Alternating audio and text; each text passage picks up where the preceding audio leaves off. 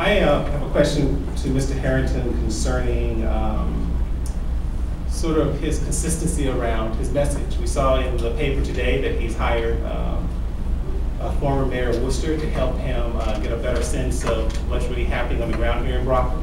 I like to say that our best consultants are the people of Brockton, because we're knocking on doors and asking you what you think. Before the preliminary, Mr. Harrington sent out this flyer.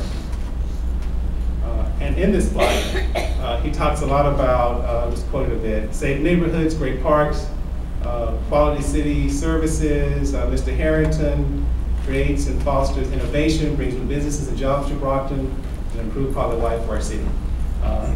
Before the preliminary, Mr. Harrington, who I would argue is out of touch, but seemed to think that everything was A-OK in Brockton.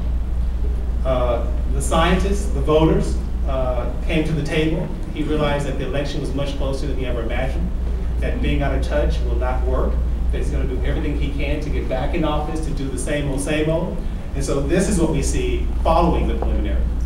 And it's essentially a 180-degree turn on his messaging. So now things are not as great as I thought they were before, but we're working hard at it, and we can do better. I was at that point well before the preliminary. So my question is, which is true, Mr. Harrington? What is your belief, the first piece or the second piece?